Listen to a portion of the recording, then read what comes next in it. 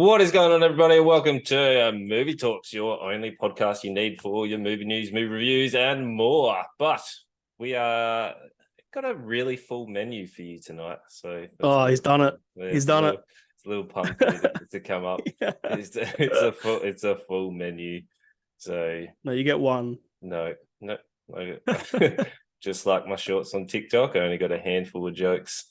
That's pretty handy. Yeah, you love those ones. If you haven't seen them, go check them out. Make sure you give them a big thumbs up. Helps the old algorithm. And pretty much just you've heard their only joke. Yeah, it was. Don't worry about it. But go check it out. Go enjoy our content. Content's everywhere. We are getting everywhere.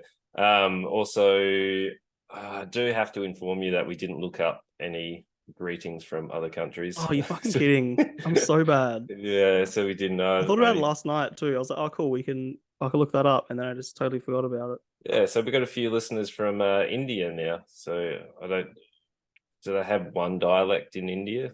I'm not sure. Hindi is the main. Yeah, it's like the main language. Yeah, it's Namaste is Hindi. Excellent. So there we go. Namaste to our listeners, our Belgium listeners. Namaste. Hello. Yep. Like hello. Hello. Cool. There we go. Sounds There we go. Excellent. There we go. We're getting around there. We're cultured. We're super cultured. Look at us go. Men of cultured. So our men of cultured. Our menu tonight is obviously quite full. We've got the menu. Don't Fuck in the Woods 2, where we didn't watch number 1, so this was a wild ride coming in there. Did not need to. And then Gundam Witch from Mercury, which was obviously my choice. And if you want to know whether I'm going to buy the model or not, you have to stay tuned till we get to the reviews. So, cliffhanger. Yeah, that's right. Stick around. But Love it is very, I guess, an emotional moment for me. So we're going straight into movie news. We got no intro to you because I've got 4 bits of things that I want to talk about. Our man, pretty hot to sing. Yeah, Brendan. It is, just for reference, it's like 38 degrees here in. Yeah, and neither of us are in rooms with air conditioning. No, so it is hot, and I've got the computer and the lights all shining down. So yep. It is what it is. Oh, well. But our main man who hit his sort of stride in George of the Jungle, The Mummy, and Brendan Fraser, man. Brendan Fraser has come back, and he is starring in his new film, The Whale, where he plays a 600-pound man. So I think the conversion is 2.2 to convert to kilos, so it's like 300 and something kilos, or how many pounds did you say? 600, so it'd be like 290 something kilos. 272. Yeah, it was a little bit higher. The point 2 threw me off in my calculations, but like that's a big man, and he's trying to reconnect with his daughter. So he won the Critic Choice Award. Critics' Choice Awards for Best Actor. Yeah. So apparently he is on form to run for an Oscar, which is a long way to come from George of the Jungle, The Mummy. Yeah.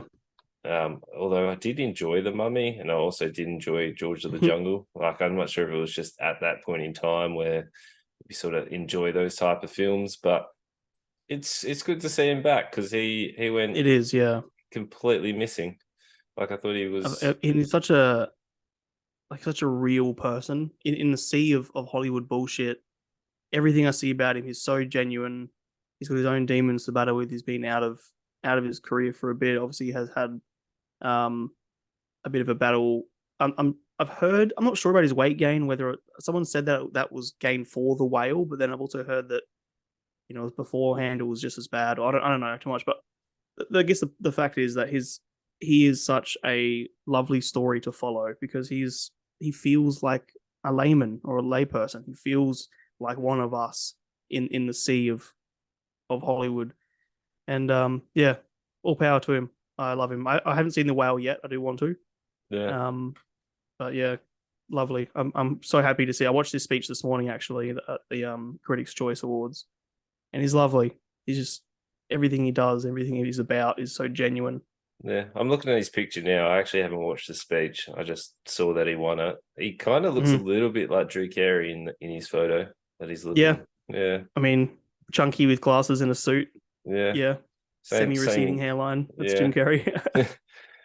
Drew Not Jim Carey. Carrey. What the hell, Drew Carey? Sorry. Yeah, yeah. So good on him. But also, £600. How much he would have put on a stack of weight? Like that would have been, I don't know, detrimental to his health and his like Yeah, of mental course. mental state. Like imagine going from George of the Jungle where he is in He's unattainable, ripped. yeah, Yeah. unattainable nick to be able to stay that without like Hmm. PEDs or anything extra coming in Yep.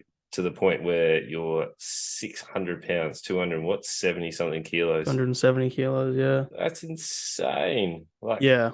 wow. Just But I guess that's, like I was saying, it's sort of a reminder they are just like us. You know, yeah. I don't he know, was once a just young, strapping young man and a heartthrob, and he's still a heartthrob, but with a dad bod. just 600 pounds. That doesn't happen overnight. Like imagine the No. overeating and like that's an Mm. effort in itself. But Yeah. geez, Yeah. yeah. I don't know. Anyway, As someone who's gained a lot of weight the past couple of years, it's not a lot of effort. It's actually very easy to do. yeah, right. Sort of Well, just sit back and it happens. It's right. fucked. Well, another thing that is returning, just a nice little segue in, is obviously we've watched and everyone knows Avatar: The Way of Water. Look at that! I even Hmm. got the name right because I had to Nice read one, it. man. Yeah. So apparently it's still dominating the box office, and apparently they have made their 2 billion. But Oh, there you go. yeah, James Cameron is also bringing another one of his films back to the cinema with a new enhanced edition, and it also has a lot of water. Can you guess what movie it is? It's got to be about a boat. Yep, Pretty it's big about a boat. boat. As So, if it's really. yeah, so Titanic is coming with another new enhanced version. So it's the same movie. They've just It's digitally enhanced it. So it's being re-released. Got re-released in 3D in 2012, and now it's back coming in 3D and 4K with a higher frame rate. Sure. It's Why? never been one of those movies that I've given a shit about. Like, No. people always put it up there with such hype. I mean, it's Mm. an okay movie, but like, let's fucking calm down. There's better movies in that era. I, Um, yeah, wow, okay. I mean, Who's asking for that? I What don't know. audience is keen for that? The Titanic is a cool story in itself, like in terms of Mm, what happened, but I, I don't think I've seen it once, and it took me multiple sit throughs to get through it. yeah, But the only thing I long. really take away from it is paint me like a French girl, Yep. and the the Mistbuster, like could Jack actually fit on the door Yep. floating, and Did you hear? that's it. We want. I think did we discuss this? I James don't think so. Cameron, um, he like full on hired teams and staged. He got into like a pool and remade the door, and he went like to thousands, perhaps even millions of dollars of an extreme to prove that Jack and what the fuck her name was couldn't have been on there at the same time. Like he went to that level of Wow. of like what's the word, stubbornness, I guess. Of fuck you, I'm right. Like who Yeah. cares? Wow. The only reason you watch that movie, I mean, personally, the only reason I watched it even when I was younger was for the last 40 minutes. I didn't give a shit about this love interest and the class struggles and whatever else. I'm sure I might appreciate it more now with a bit more of a mature mindset, but the end's the only cool part. When Yeah. the ship's falling and the guy like flips off and lands on the propeller, shit's fucking awesome. But the rest Yeah. of it, Yeah. why do we want that? Don't Uh, care. Not yeah. interested. I If don't we're know still why we're doing our doing that. old, if we're still doing our old, my response, not interested. Of course we are. And also Netflix are coming out with another hit or miss is big names. Reese Witherspoon and Ashton Kutcher are Okay, doing find complicated feelings in house swap rom-com. You play your place or mine. So Netflix are cashing in on a new rom-com with Reese Witherspoon and Ashton Kutcher. Your Place on One. Mm. Okay. So Interesting. I really like Ashton Kutcher, and Reese Witherspoon's got a close. She's pretty close to my heart as well. So yeah, sure. When's that come out? it's coming out soon. So 10th of Feb. Yep, we'll put it into rotation. yeah. So I really liked Ashton Kutcher in the one with Natalie Portman, which is No Strings Attached. It came out. Oh, righto.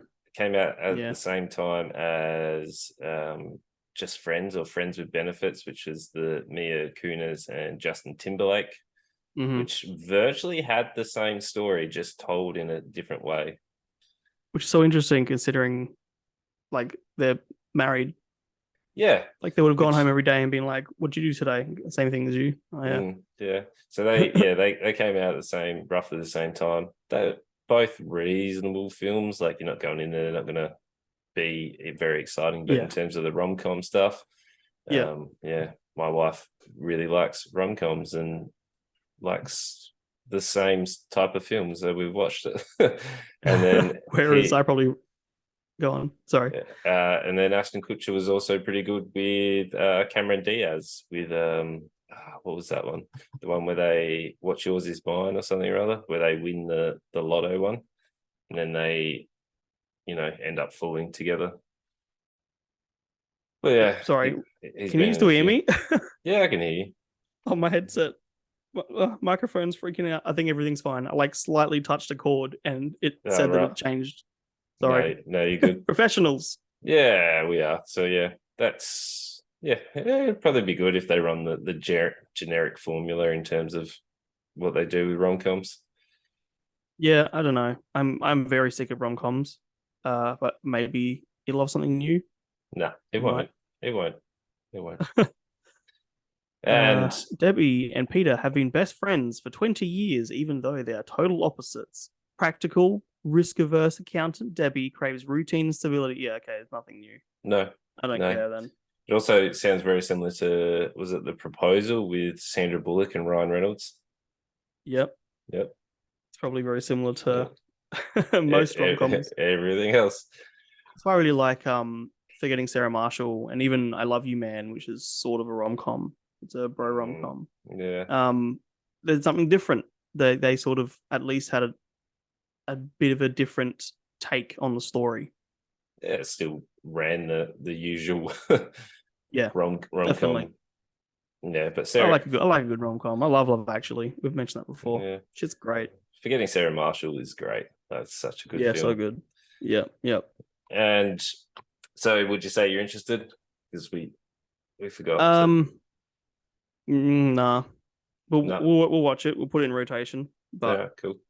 I'm not very interested in it. And now that I've read the brief synopsis. Yeah, cool. But Fast and the Furious, number 10 is it's 10? Is that what we're up to? Yeah, it's still going. And the last one just became memes with Vin Diesel in terms of you don't turn your back on family. I actually haven't seen it. I've only actually seen I think I stopped. I think I may have seen 4, but after Tokyo Drift, I reckon I stopped. Literally the same. Yeah, Tokyo Drift was the last one that I watched, and I will fight to the death. Tokyo Drift is the best Fast and the Furious movie. Yeah, right. I actually quite liked the. It was new and it was different rather than the standard acceleration, just driving speed race. But anyway, Vin Diesel is getting a son in this one. So I'm surprised he doesn't have one already. Yeah, I don't know. I can't say what happened between it. Movie 4 and 9. So I know that Ronda Rousey's in one of them. Is she? I thought she was. Was she? She was in Expendables 3. Oh Jesus! See, I don't even know. It's all the same shit to me at this point. Which is like, I guess, Stallone's answer to the whole sort of action hero. Yeah. Which is absolutely mindless. But I just throw as many actors as they can. Yeah, like such a lineup. Yeah, they even had what's his name? They played into him being the lone wolf. Chuck Norris. Chuck Norris was there, and they were like, right. "I'm a lone wolf," and he actually says it too. Like it was funny at the time. But yeah, it has like Jason Statham, Wesley Snipes. I think Danny Trejo makes an appearance in that. Yeah. Do you remember his like standalone Machete? Yeah, I Yeah. actually enjoyed that. There's two of them, right? Yeah. They were like just the dumbest. I can always think of that helicopter scene where he's like he's attached with like a wire to a helicopter blade, and with the other hand he's just holding out a machete and he's just swinging around in circles around this helicopter, cutting off heads. Like that scene was just, oh boy. Anyway, Yeah. tell me about Fast and Furious 10. I didn't know just that he's got a son in it. So Oh, cool. they've now cast a young I wouldn't even, it was not a man, a young actor to play his son.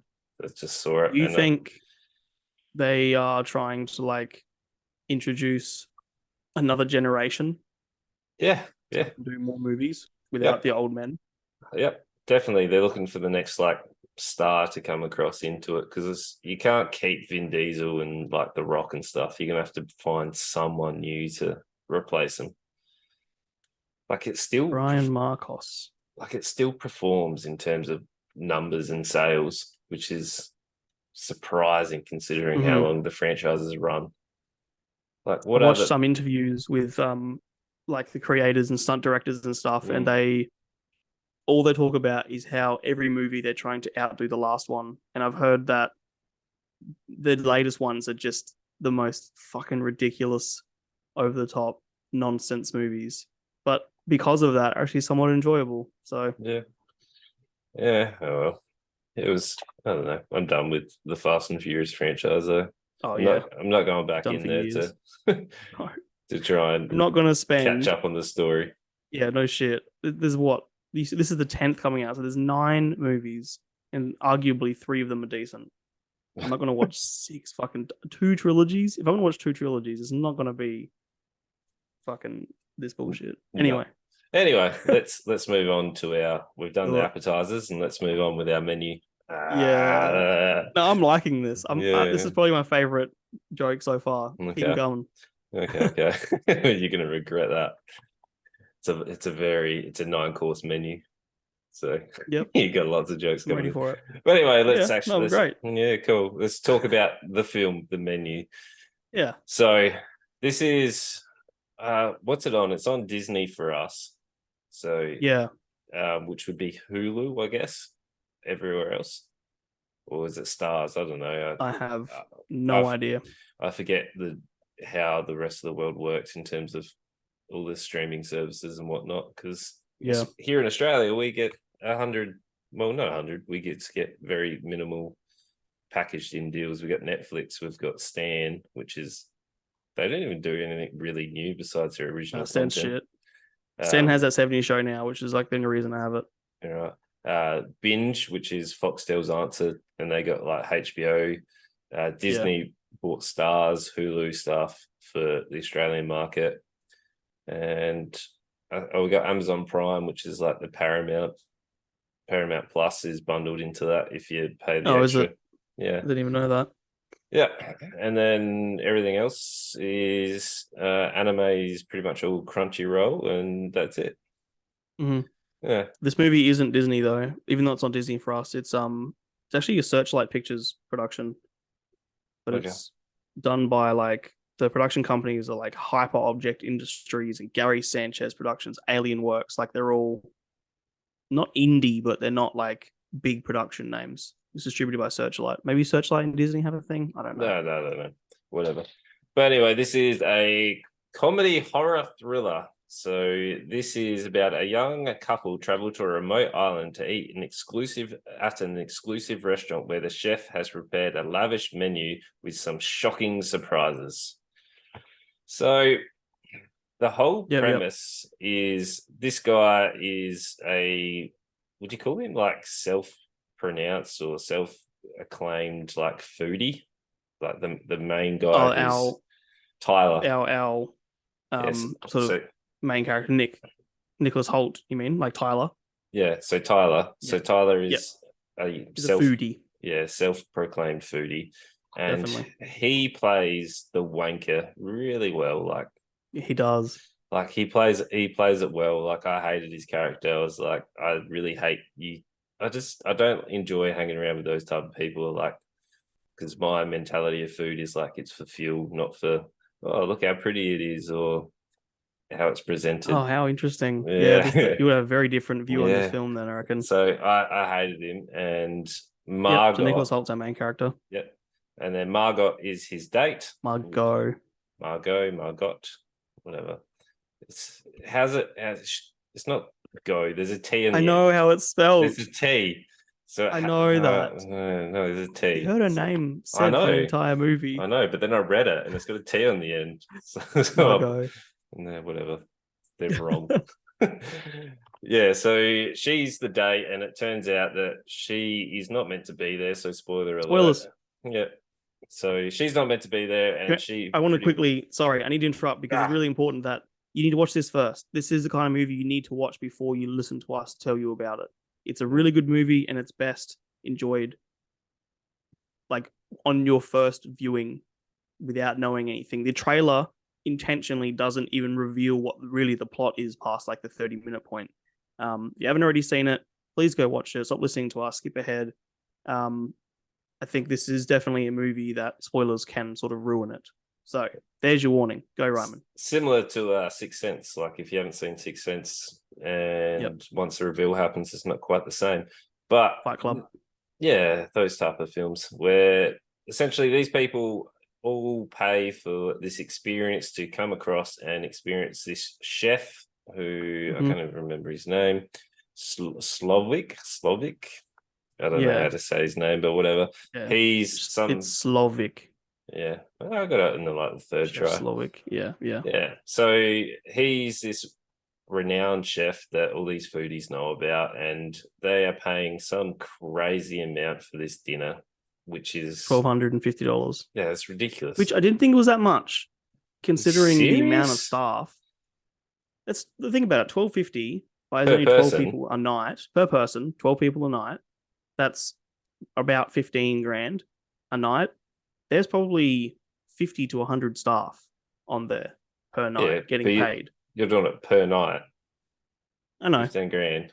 I don't know. I still don't think like that's an affordable price. Like I could afford. I mean, it's a lavish event, but I could afford to go do this. In the way they talk about it, they make it sound like it's like a $10,000 event, not just a $1,000 event. No, never. Would never Yeah. pay that amount of money for a meal. Ridiculous. Of course It's you wouldn't. one meal. It's not a meal. It's an experience. No, it's not. It's an art piece. No, That's the point. Food. It shouldn't be art. You're there to eat. You're there to Oh be wow, you and I are staged. gonna have No. very different views on this film. I hate it every time. So all these people come, they're all wankers, and they've all come across. Besides Margot or Margot, however you want to pronounce it, they call her Margot, but it's spelled Margot. So she got there. So she's there. Margot there.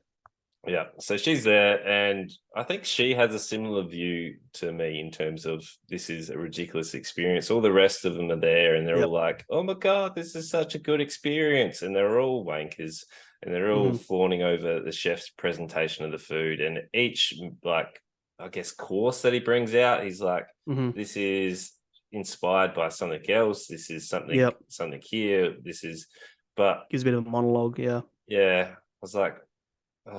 I think all the actors they did a pretty good job in terms of portraying the actual foodies that I will not vibe with, and then it turns out obviously the chef is doing some things that are a little bit questionable. Like no one was meant to make it out alive, but until Margot challenges him in terms of his presentation and makes him like produce a cheeseburger. There was a weird scene where they're like all got dragged outside and they're like playing hide and seek.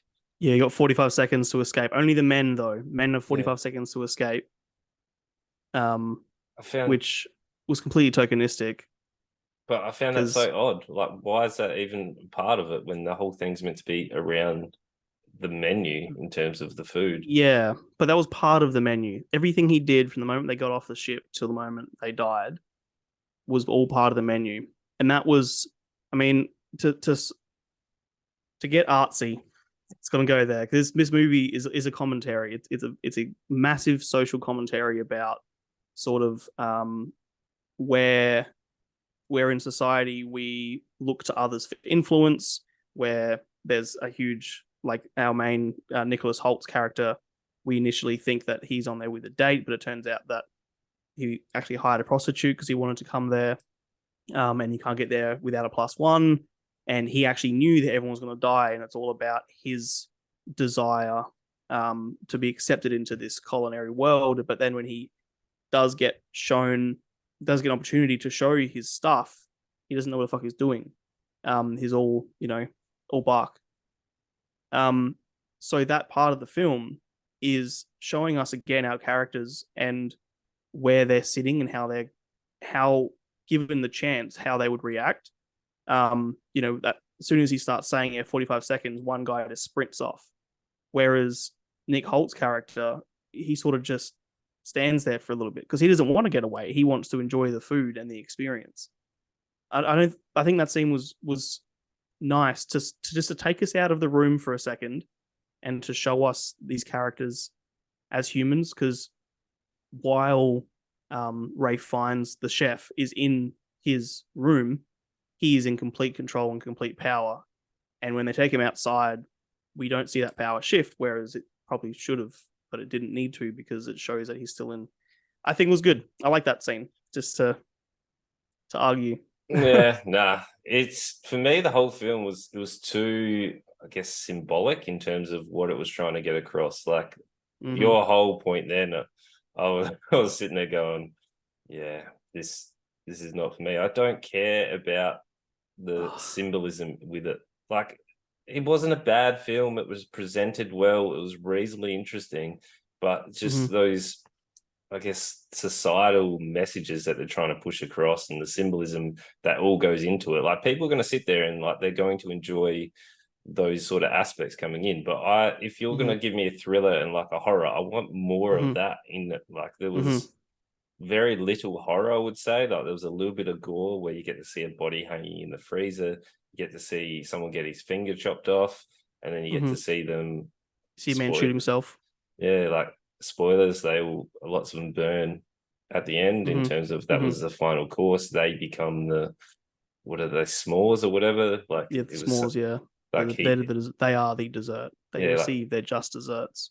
And like, he made reference to the s'mores, but is like some, I guess, what is it, like, degrading dessert? Yeah, he called them a monstrosity of the culinary world. Like, yeah.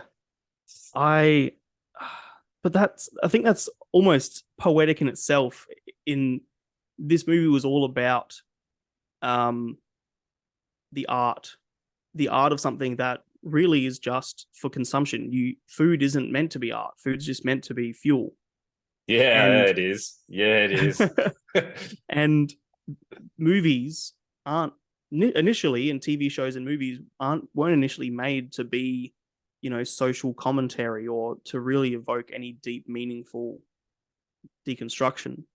But I think the fact that, I'm in the foodie world, I'm a foodie. I sort of pick apart ingredients, and I look at all the different little elements that comes together to create a menu in film.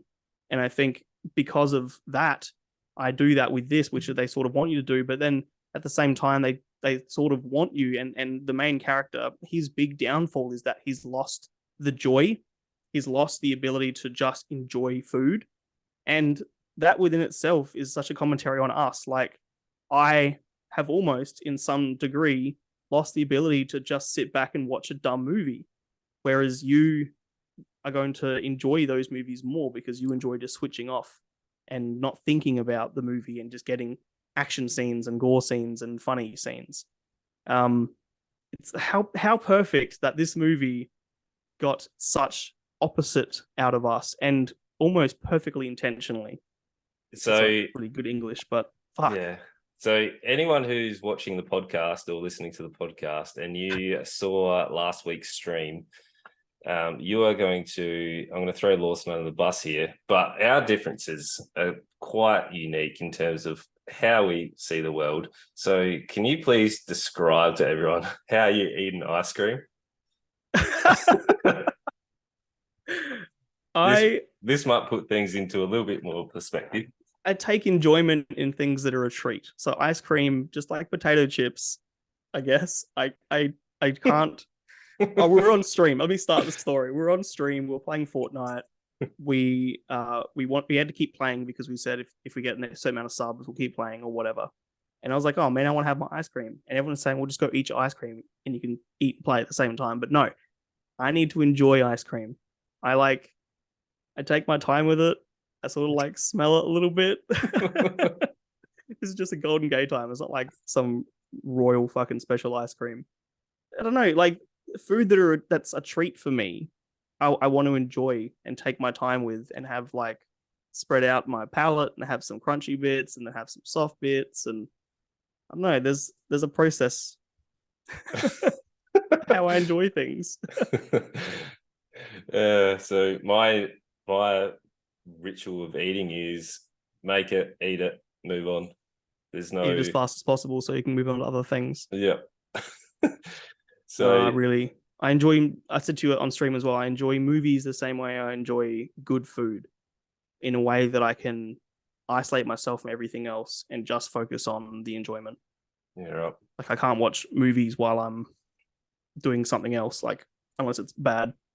Yeah, right. Nah, I am often editing, watching a movie, uploading heaps of things at the same time while still watching the content, unless it's subtitled. And then like our later thing we're going to talk about, the Gundam one, like because I have to read, I can't be doing multiple things at the same time. Mm-hmm. But yeah, definitely if I'm consuming something, I'll be doing a number of things at the same time. That's just how I do things. But you know, the film in itself, it was shot well, it was created well. The subliminal messages and it's not even really subliminal, but the artistic style, the message was trying to get across. It didn't really hit for me in terms of like what they were trying to go for. Obviously, it was meant to be more of I would probably say it was less horror and more like psychological thriller. I think that's fair. In terms definitely of more of a thriller. Yeah, where they needed to go. But I didn't really care for it. I never really felt like the characters were really in that much danger. Like I felt like they were missing the threat that they needed. I thought the only time there was a little bit of danger was when Margot was like trying to escape. I know, but that's kind of the point, is they and he says it too, they accept death so quickly. And in a way, just like him, they all kind of want to die. But why? We never got the backstories about why they would want to. Like, we didn't need the in-depth backstories. I mean, we found out that one's a washed-up actor, who I found out, John Leguizamo, I think it's pronounced. He based his character off of Steven Seagal because Steven Seagal treated him like a shit. He doesn't even have a character name. He's just credited as movie star as well, which is so perfect. We find out that there's three guys who are embezzling money and who are like, dodgy. We just find out that these people have not fantastic lives, and when put in a position of death, it doesn't even occur to them they can run away. Like he even says one point, you could have overpowered us. Like you could have taken over and we wouldn't have done anything about it. That's kind of the point. And the fact that Margot's character is the only one who wants to escape. And at the end, she turns around in her escape scene. She turns around, looks at them all, and the old woman sort of ushers her away and says, you go, you deserve to live and we don't. Like there's definitely a commentary on that. I don't know. Is human like instinct is to survive? Like our bodies and our nervous system are all designed for like fight or flight. Yeah. Like if you're put into those situations, wouldn't you want to continue living? Yes. Well, it's a satire as well. This movie from the beginning was a satire. The way the characters are all portrayed, they're almost caricatures. So there's a little bit of suspension of disbelief, but I think that's the point, though. That was part of the artistic intent, I guess, is that they didn't fight for their lives like a horror film. Well, they almost accepted their fate, just like they've accepted their lives. Nah, it was too unbelievable. I didn't like it. They need something. I mean, if they're paying $1,200 for a meal, they deserve it. Deserve to die. It's ridiculous. Who's going to pay that? That's part of his point too. He says at one point because the reason he wants to kill the old couple is they come here all the time and they don't even really enjoy the food. They just do it because it's a lavish thing. It's a way to spend money, and it's for the accolades. Like they don't come here for the experience. They come here to tell people about the experience. Like all the things you're mentioning, the movies mentioned. Yeah, and I hate like all those things are intentional. If those things you didn't like, they were intentional. yeah. I don't like them. What would you give it though? Like a 4.5. Whoa. It was fucking great. Whoa. There's so much more. I mean, I have spent a lot of time since I've watched it, thinking about it and looking stuff up and watching interviews, and there's a lot more that I can say about it, I guess. But this to me was like Nope in a way. Like when you first just watch it, it's just a movie, I guess, and there's some good fun moments and there's some cool elements like really good sound. And I love the way food was filmed in this. One of the assistant directors was the director from Ratatouille. No. What's that? They mentioned the name of the show as well. The Netflix food Master show. Chef.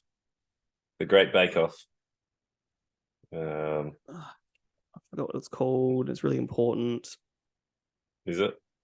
Chef's Table. Okay. So Chef's Table it's sort of like an artistic thing about food and whatever else in this movie. They hired the only woman in America to have a 3-star Michelin restaurant. They hired her to design the food on this and to give a lot of insights to the food industry and whatever else. Like there was a lot of attention spent on food, and supposedly even when you're watching the people prepare the food in between the actual courses, that was all like perfectly accurate. Like they did everything they could to make sure the accuracy was there. Okay. I think the performance by Ray Fiennes, the chef, is one of the best performances I've seen in recent times. He's fucking perfect. He has this warmth, but also a complete like control and fear. Like he's intimidating, but also warm in a weird way. The way his character had his mum there, and he was so genuine and told stories really from the heart, and in contrast to the characters who are all very superficial. There's just, to me, there was a lot to love and a lot to pull apart in this film. And the more I look at it, I mean, I only watched it last night, so it hasn't even been with me for 24 hours, but the more I've already spent with it, the more I'm just realizing all these little special moments. And supposedly the director gave a lot of time to the actors to improv, and there was just a lot to love about this movie. I think it's probably one of the best movies I've seen recently. Yeah, it's really, really good. I think it's fantastic. I know that you didn't think so, so tell me what you thought.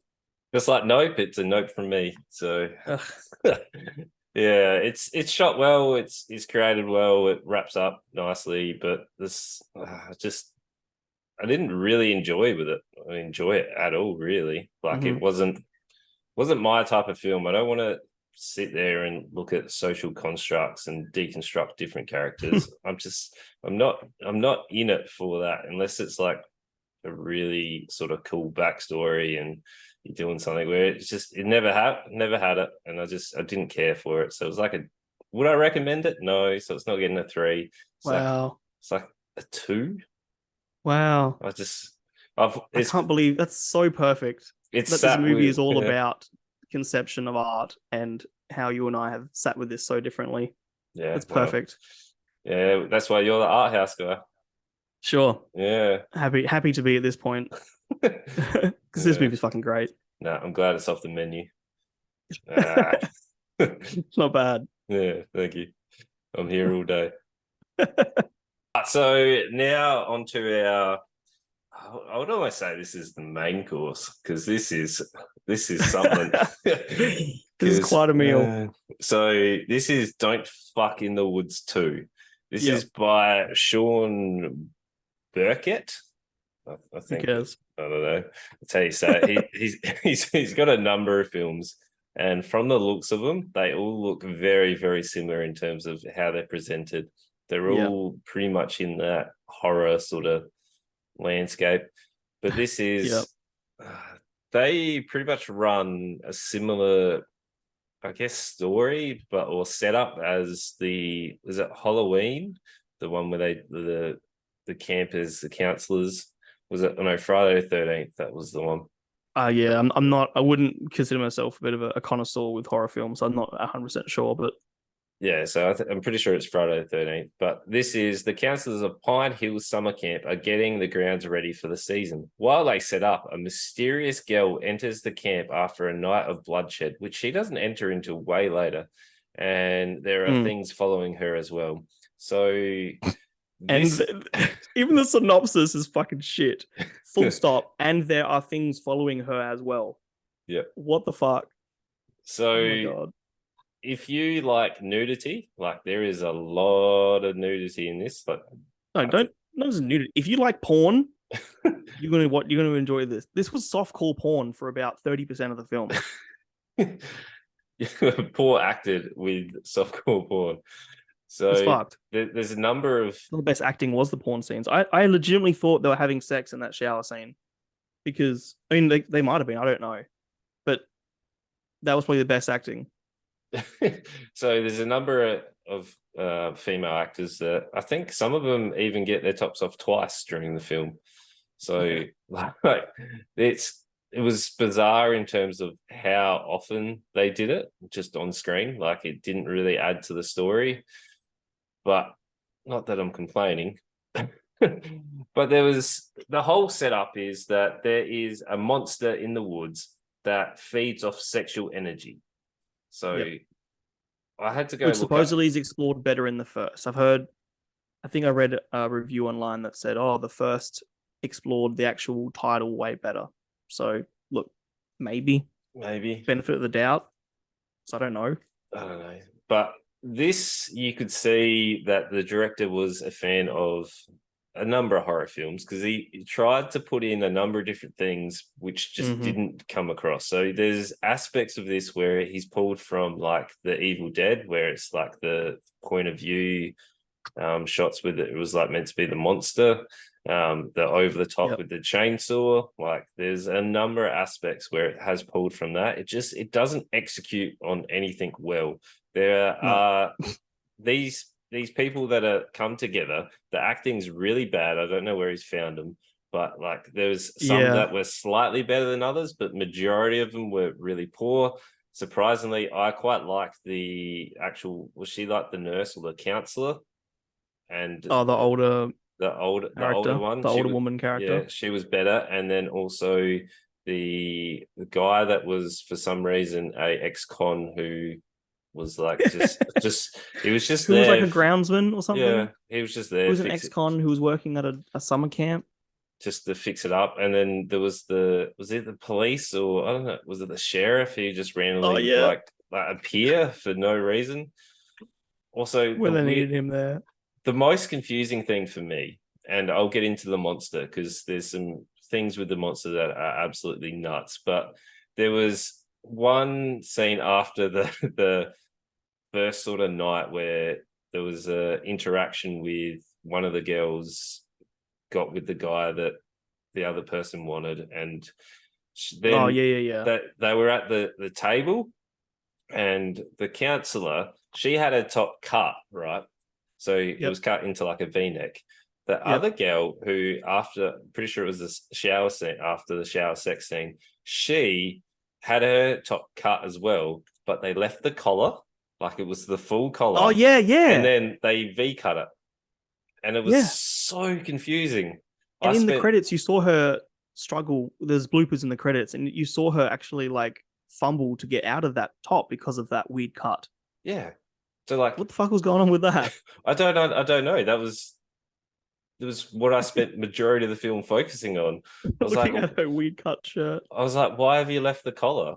Like, at least the counselor, they cut it into a V-neck, but this one they left the collar, but then they cut a V just to gap in the middle, just to show the cleavage. Like it was so confusing. Yeah, it was weird. But anyway, that's all you need to know about the characters. Besides the monster. The monster feeds off sexual energy. There is supposedly. Yeah. So anytime there's some sex on screen, there was some part of the monster being shown. which Mhm. it's left these like, I guess you could call them larvae or like little sort of maggoty kind of things, Yeah. which were crawling. And there's one scene where the girl has Yeah, I know what she's you're had gonna say. sex and she's gone Yeah. out to make sure she doesn't get a UTI, and She's going out to wee. Yep. the thing has come full steam and gone up the wazoo. It's Yeah. go And we it, get this close up of which I'm assuming was a sex doll or some sort of because prosthetic. it couldn't have been a real. Yeah, it must be some sort of prosthetic. But we get this close up of does it go in her anus? Yep. Because it was only like a quick shot. Yeah, get this close up of this fucking monster going straight up her butt, and it was like, "Fuck!" Did I just see that? So it wasn't consistent with the monster in terms of how it like gets into different Entered the people. body or So whatever. Yep. apparently, this once it's entered, I went and looked it up, and people were saying that once you're infected from it, like if you bite another person, like a vampire or a zombie or whatever, then you Okay. get possessed You'll by it. transfer it. Yeah, Okay.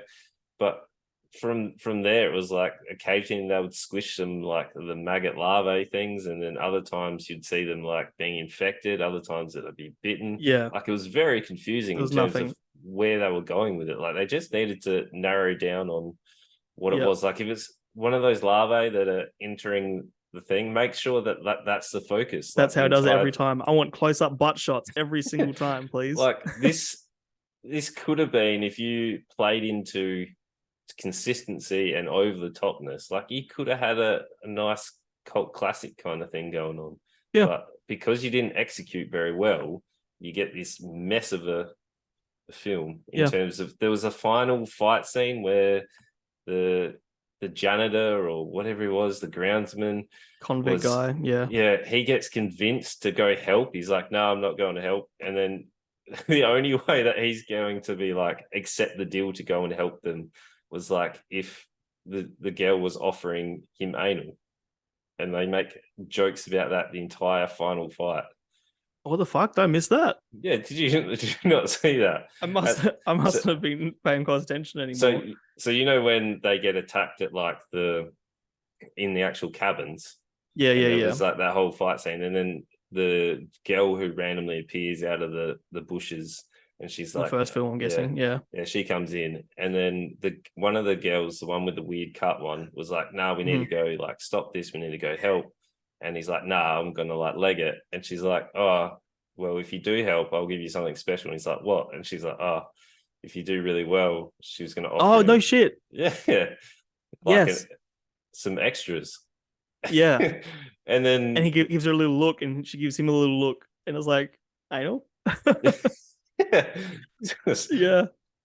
like those things are really funny. Like Yeah. that's And I loved one thing that I can definitely give her credit for, which thing I complain about all the time, even in high budget stuff, is fucking don't do CGI, especially if you can't afford it. They do puppetry. There was scenes with literal like hand puppets for the monster.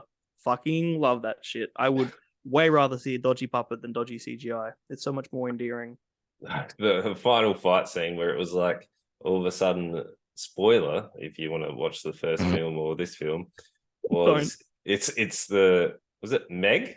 No, I don't know. Whoever it was, the girl from the Who first cares? film, Yep.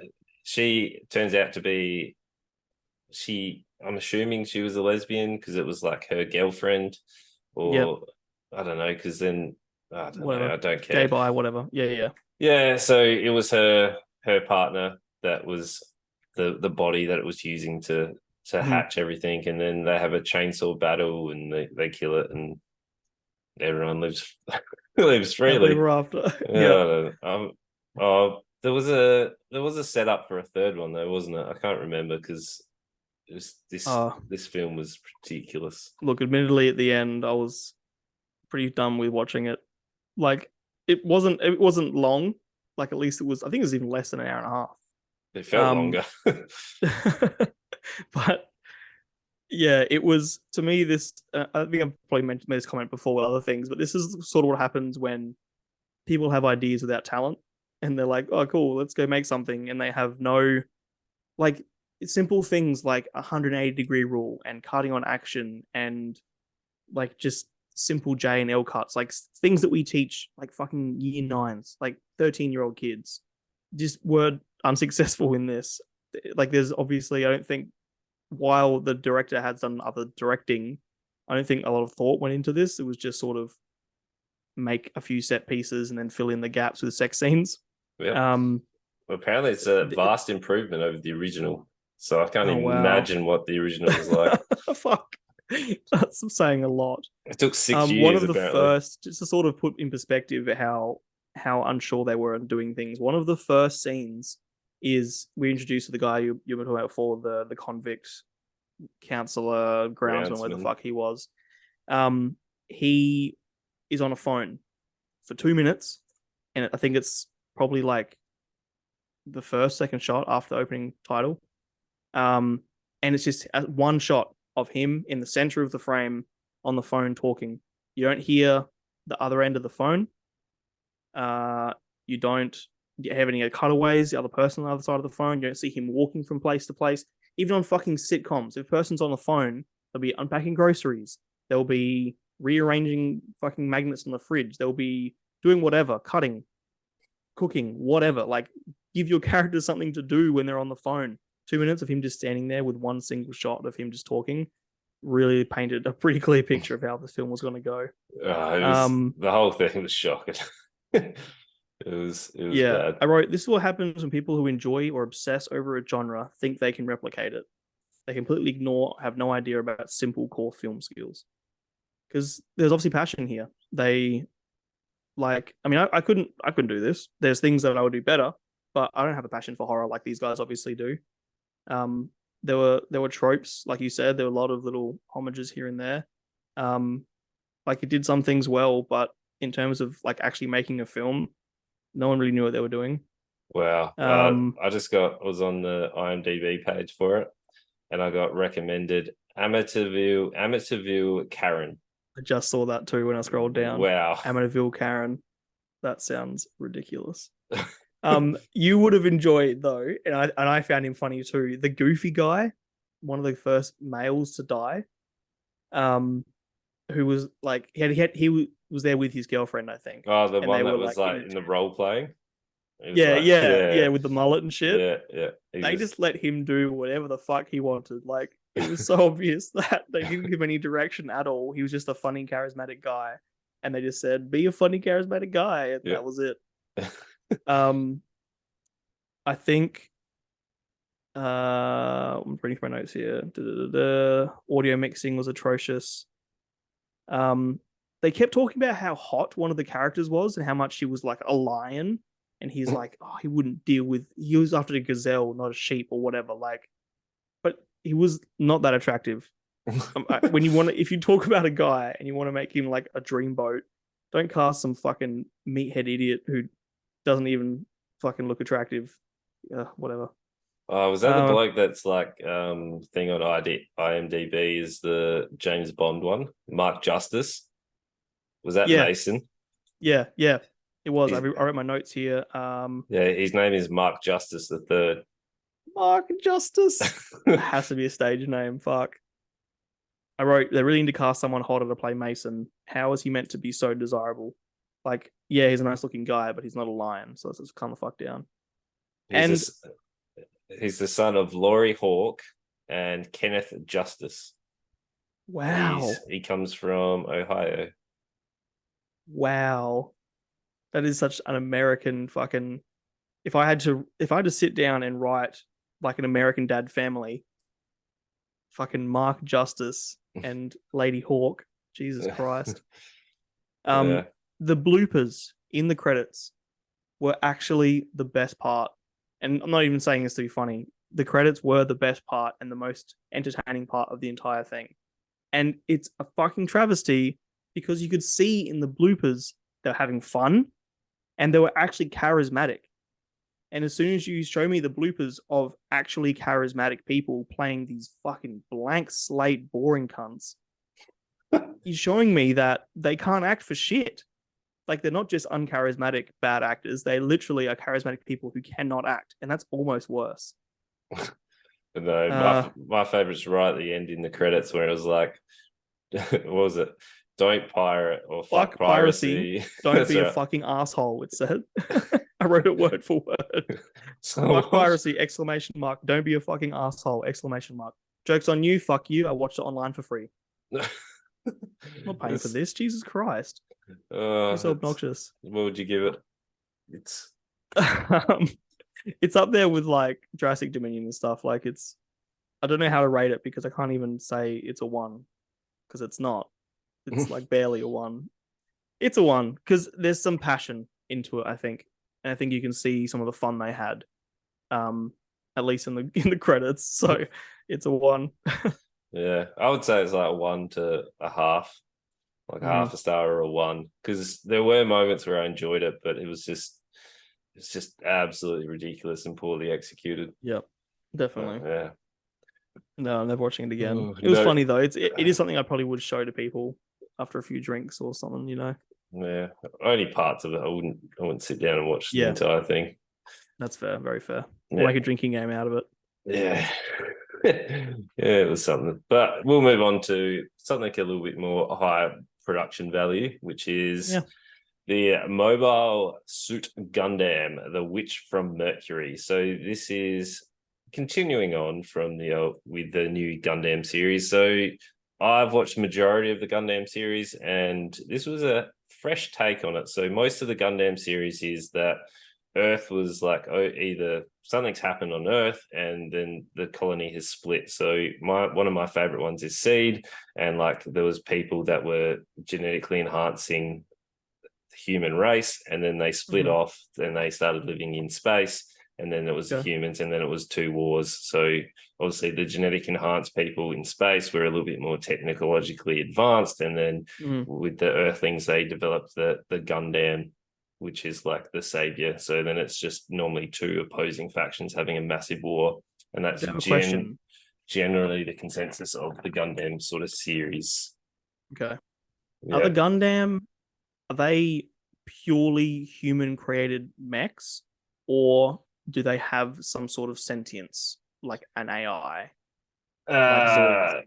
Uh, Generally no. So generally they're just machines. Where this is the first one from memory that's sort of gone into the AI system Yeah. allowing. So Okay. everywhere else it was more like pilot driven. So like Mm-hmm. with Seed, it was Kira was the main guy, but he was actually from space, but was living on Earth and was then Okay. fighting for Earth, and they had like the seed inside them, which when they needed to were like enhanced reflexes and all of that sort of stuff. Sure. Like Gundam Wing, they were like trained from birth to be like the pilots. Like it's normally the sort of generic anime person who's like a revolutionary sort of Yeah. amazing pilot, where this is the Yeah. first Gifted. one. Yeah, this is the first one that's ever had an AI system. Okay. So Good to know. we watched there was a prologue episode which gave you some backstory in terms of how everything was progressing, which Mm-hmm. was a far different tone to episodes 1, 2, Yeah. and 3. So Very glad you told me about it though. So I didn't yeah, know about it at all until you told me about it. I feel like you kind of need it to set up where this Yeah, is sort of going. But definitely. Because even to the fact where, sorry, while we're on that, even to the fact where we in the three episodes that we watched, they are sort of unintentionally showing you that the mother is that doctor. Mhm. Where like that, we know it is because we saw the prologue with the arm and everything, but it's almost like they're trying to hide it from us currently.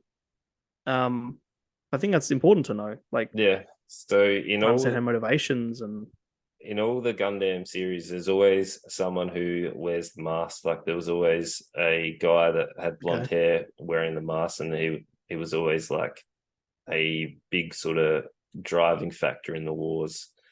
yeah, So this is the first one where it hasn't really revolved around Earth, where obviously this one is the people from Mercury. So I don't know, what would you refer to them as, the Mercurians, or like I don't yeah. know. They They don't never give really, that because they do call people from Earth uh not Earthlings. They say Earthians, yeah, and then something. there's people who are born in space, Spatians, something Yeah. like that. Yeah.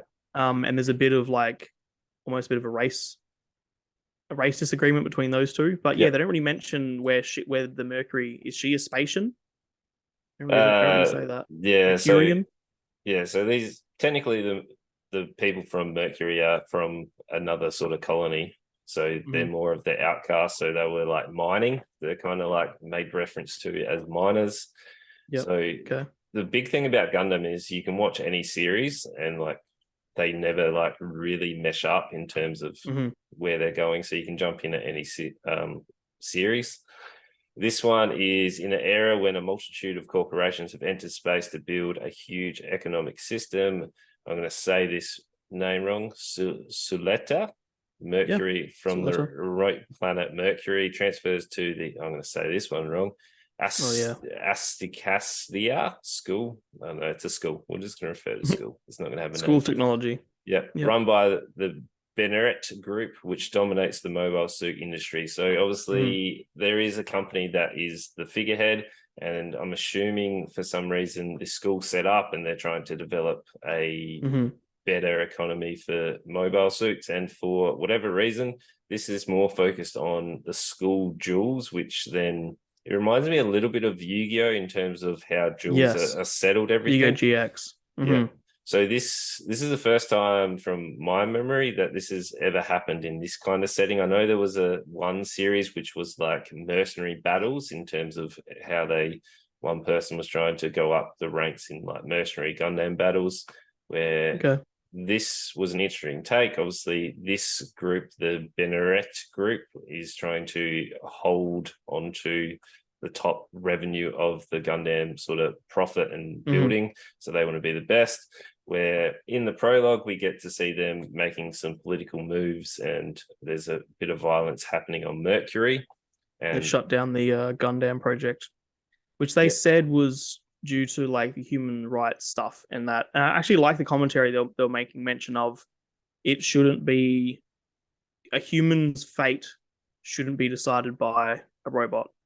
yeah, And they made something about like in human wars it's always been humans hurting humans and we shouldn't be introducing something else. But to me it's just another weapon. Like what's the difference between using a jet fighter and a Gundam?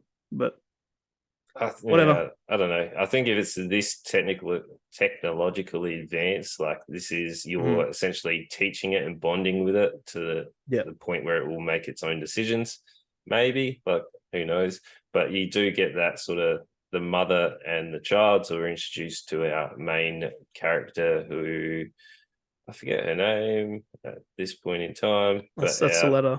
Soletta, yep. So But she's they call her a different name in the opening, like Merc. They call her Eric or something yeah, I in the don't know. prologue. I'm assuming they changed the name just to avoid recognition from Yeah, witness protection the shit. I guess yeah, so. because yeah, I don't know, there's a little bit of political intrigue going on. But the prologue was really cool. We get the introduction to the Gundam, and she's talking about cake, and you can see that there's a bit of a learning relationship forming between her and the Gundam. And I quite liked when the sacrifice you saw, obviously the father make, how like Yeah. when they're being attacked, he went off, and then the mum and her escaped, and she's like, "Oh, look at the pretty lights," and the Gundam Yeah. is obviously responding. I like the innocence that was happening there. Like, Yeah, that whimsy. yeah, like normally it's I'm a hardened sort of soldier, where this was the innocence. So it was a nice sort of contrast in that Yep. aspect for it, Yep. which And that was that plays forward too. Like we definitely still see that. Even when and jump forward when she's at school, we see her, classic high school, we see her deal with almost like the bully, the alpha. And she is very, very submissive and very timid. But also we see her with heart, like she still stands up, even though she's scared to do it, she still stands up for herself and for her Gundam and whatever. So yeah, I like that innocence. I yeah. do. To not to go super negative because I did have a good time with this. I am kind of sick of everything having to be set in high school these days. Like anything that's remotely targeted towards kids or teenagers is straight away set in high school, just like Wednesday. That was one of my gripes with that. But it's whatever. Like, you know, it's a huge part of every society. There's going to be some sort of schooling, so it is a really easy way to create something that's going to reach a large audience. I mean, this is the first one that's ever done it. Normally, it's like a mercenary band or it's like the big conflict. So this is their first time branching into it. There is I guess I prefer that. I need to watch that instead. Yeah, there is. They made a whole different one that was trying to. It was like G Fighters or something, where it was like a smaller kit where they kind of had more of a Digimon, Pokemon kind of thing. Like they built them up and they battled. So there was the spin off like that style, but this is in the main sort of series. The animation is great. Sunrise Studio always produce very good, slick animations. I love looks great. The design of the actual Gundams and the mobile suits really good. Like the animation of the battles, incredible. Like I had a great time when they were dueling. So like sick. it was like really cool. I like the Gundams. Yeah, go. I was gonna say that it's perfect because you can do whatever. It's like Zoids. You can anything you can think of, you can make a robot do, especially ones as advanced as this. So it really opens up to doing some really cool shit. And there was some even the first episodes we watched, there was some really cool shit. Yeah. So there's two big sort of duels that happen, and they're both between the two same people. I like the intrigue in terms of how the guy was like lost it and got smashed, and then the second time the dad was in there and was like, pretty much gave him his own AI system where he was just in there not doing anything.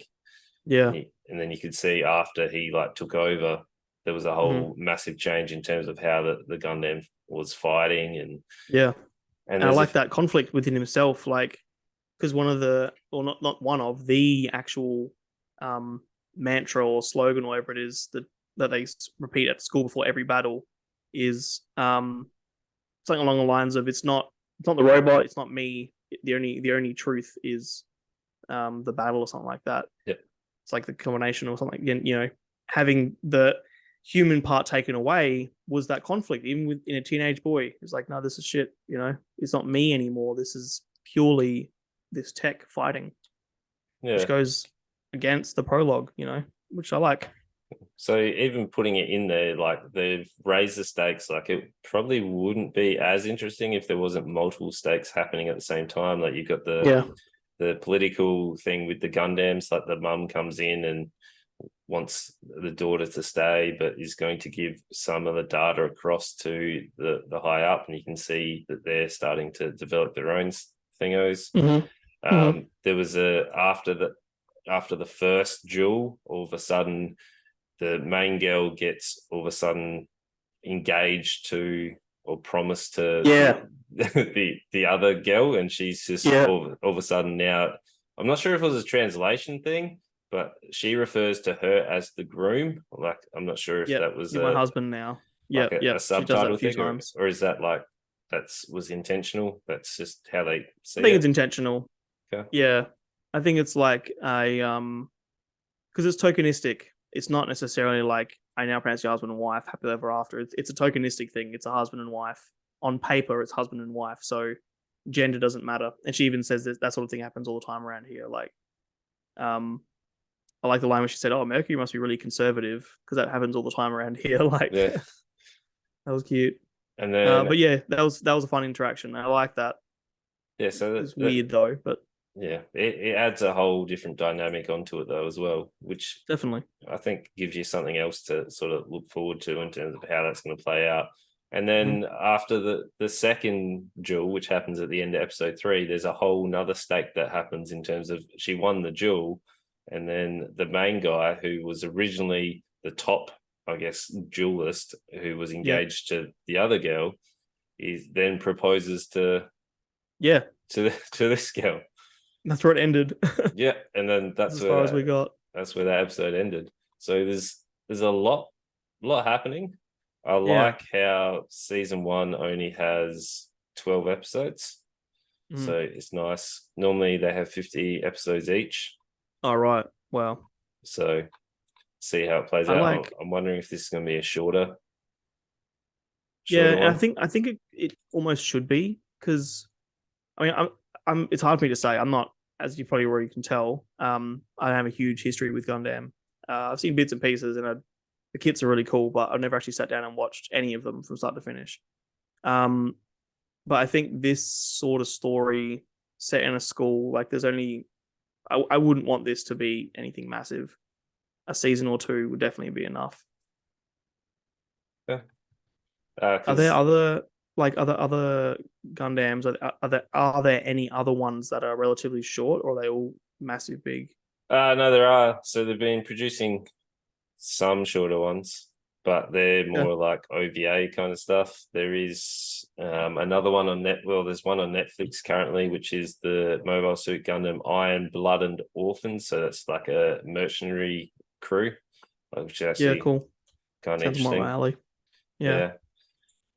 I had no idea what this actual series was going to be about. I knew it was going to obviously have Mm. Gundams, but I wasn't prepared for the whole school setting.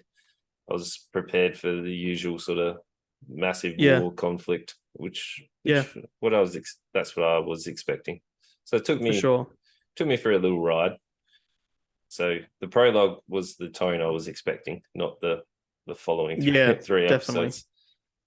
You're right. Like that almost, as much as I think the prologue isn't necessary, and if anyone does want to watch this, I'd recommend watching the prologue first. It does set you up for a different story. And I think even looking back on the 4 episodes or the prologue plus the 3 episodes we watched, my favorite moments probably still in the prologue. But it's early. We're still in Act One. We're still sort of sorting through character development and introducing people and understanding the world and the hierarchy and etc. etc. So give it time. I probably won't watch anymore though. It's not, if I'm going to watch an anime, I'm more likely to watch Chainsaw Man and Tokyo Revengers and stuff over this. As much as this probably has a lot of similar story beats as Tokyo Revengers, I still find that more interesting at the moment. Big robots aren't that exciting to me. Yep. I have another question though. Mm-hmm. Is a witch something that's mentioned in Gundam lore a fair bit? Because they mention a couple times her being a witch, and she says, "Oh, I don't think I'm a witch." Is that a thing? No. So I've never Okay. heard of anyone being referred to as a witch. I'm assuming that's going to come in later for Yeah. something like the as Well, let me know when far it as does. so as far as I've seen in terms of like anyone having sort of special abilities and stuff is in Seed when they have like the Seed gene, which is like the enhancement where they go into like hyper focus and like Sure.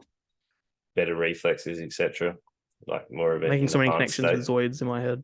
Yeah, essentially. That's what I'm assuming. I'm assuming when they say it's a witch, it would be like her gaining some type of Yeah. power like that, like bonding with the machine. Yeah. Some sort of Because gift. yeah, because you can see obviously the Gundam does get that red, like when it's fully Yep. like linked up. I'm assuming that's going to prove like a telltale power up sort of Mm-hmm. system.